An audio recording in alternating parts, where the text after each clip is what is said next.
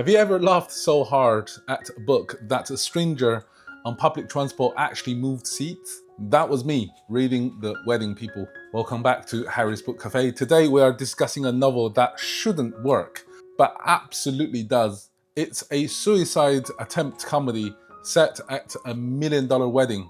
I know, stay with me, please. Alison Espach has written something genuinely rare, a book about hitting rock bottom that is also riotously funny, about grief that doesn't feel performative, about a terrifying moment you realize the life you built was actually a house of cards, and everyone else at the party is just pretending their houses aren't made of the same paper.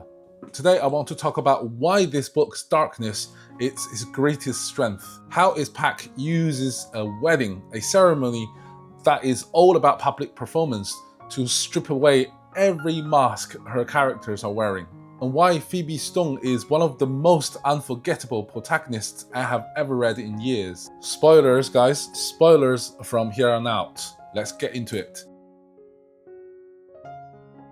Phoebe Stone is 42, a literary professor, and she has reached the end of the road.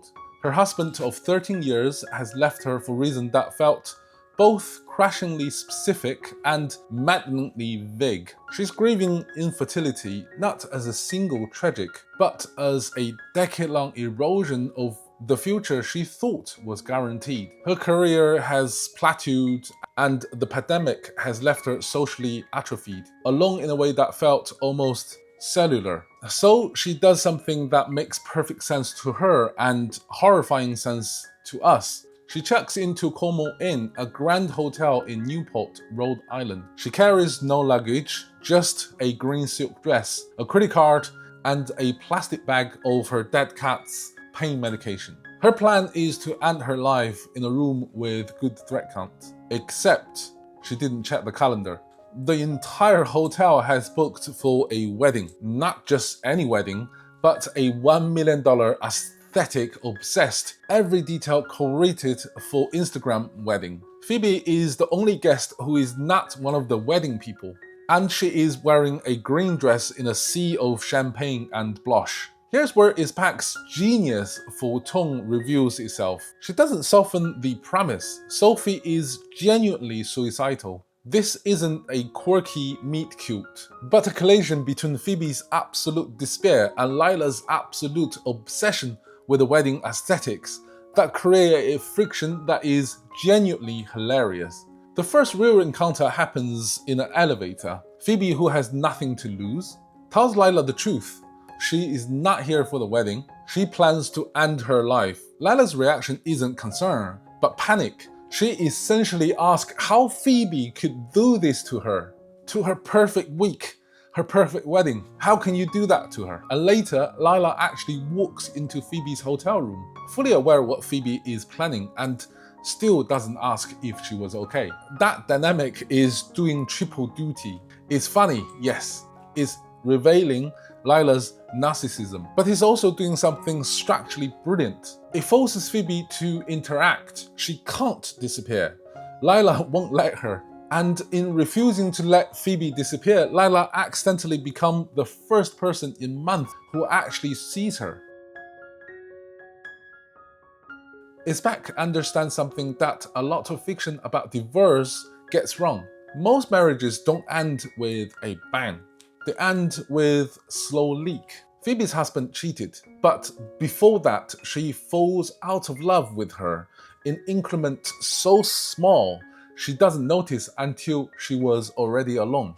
And what devastates Phoebe isn't just the loss of him, it's the loss of the story, the narrative she has been telling herself for 13 years.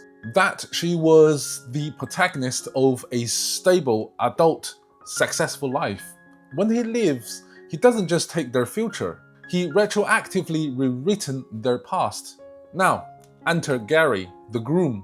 On paper, Gary has everything Phoebe just lost. A second chance at love, as well as financial security. But Espach slowly revealed that Gary is standing on the same cracked foundation. He is a widower, his first wife died of cancer. And his relationship with Lila is built, in part, on the shared delusion that a perfect wedding can cauterize their pain, their grief. This is where the wedding setting becomes thematically perfect. A wedding is the ultimate performance of happiness. Everyone is cast in a role. The radiant bride, the proud groom, the supportive family. But Phoebe arrives as a walking, talking disruption. She has no role, no mask, and because she has nothing left to lose, she stops performing. And here's the magic trick. Her lack of performance gives everyone else permission to stop performing too. It's like she emits a frequency that shatters pretense.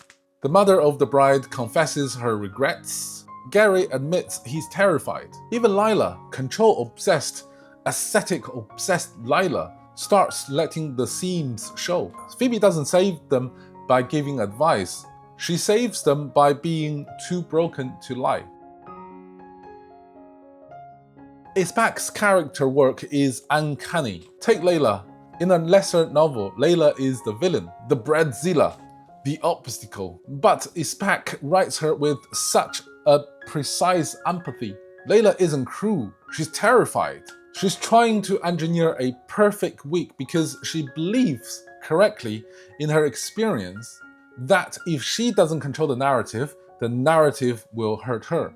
There's a moment where Lila explained that she grew up watching her mother's disappointment calcify into bitterness. So she tries to be perfect, and perfection in Espach's hands isn't a punchline, it's a defense mechanism. Lila is armoring up against the same fragility that already demolished Phoebe. Gary, meanwhile, is caught between two graves. The grief of losing his wife and the guilt of loving someone new. His daughter, Jules, who is 11 going on 40, provides some of the novel's most devastating lines. She is processing maternal loss with the bluntness only a child can manage. And her instant, wordless bond with Phoebe is one of the most earned emotion connection I have read in a very long time. And there's Patricia, Lila's mother. Patricia doesn't get as much page time as the others, but the moment she does get land with such real force. She has a raw, real drunken meltdown at the rehearsal dinner that exposes the fault lines in her own marriage.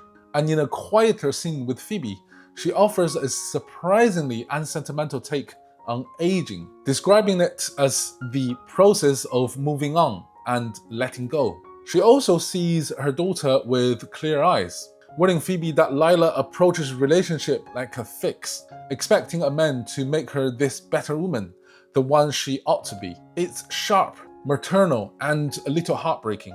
Patricia isn't the protagonist here, but in those pockets of vulnerability, she feels entirely real. Nobody in this novel exists to serve someone else's story.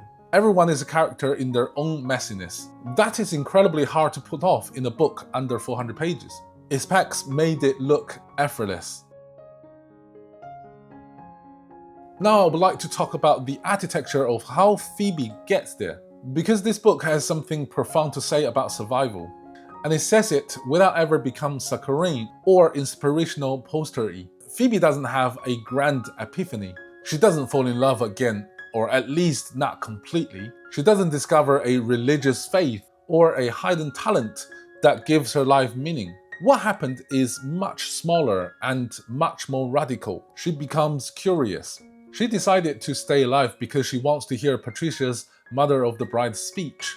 Because she wants to see if Lila's meticulously planned wedding actually works out. Because Gary's daughter asked a question and she wants to know the answer. These are tiny threads, almost laughably small, but waving them together, they become a rope strong enough to climb out of the dark. Espach is arguing that reinvention isn't a single dramatic act. It's a series of almost imperceptible yeses. Yes, I will have that cocktail. Yes, I will listen to your secret. Yes, I will stay for one more hour. The book asks, what do you do when life you spent decades building evaporates? And the answer isn't to rebuild.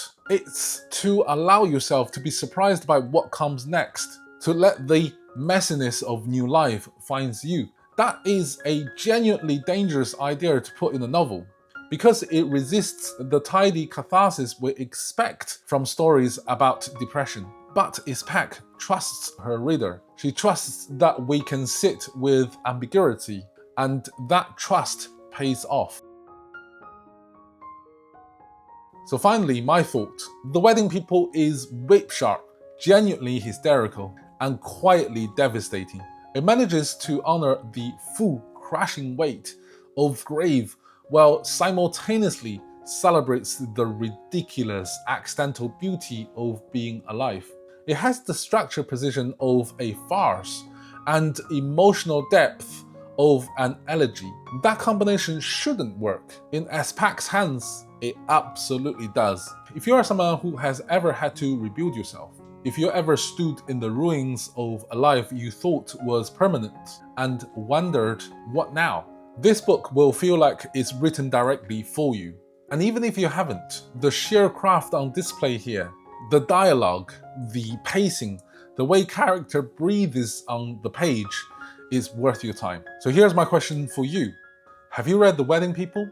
Did you find it as funny as I did? And who was your favorite character? Phoebe with her brutal honesty? Or Lila with her terrified perfectionism? Or someone else entirely? I want to hear your thoughts in the comment section down below. I read and respond to all of them. If this review resonated with you, hit the like button. It genuinely helps a small channel like mine. And please subscribe for more in-depth book reviews. And that's it for this week, guys. I hope you have enjoyed it. I'll see you in the next one. Cheerio.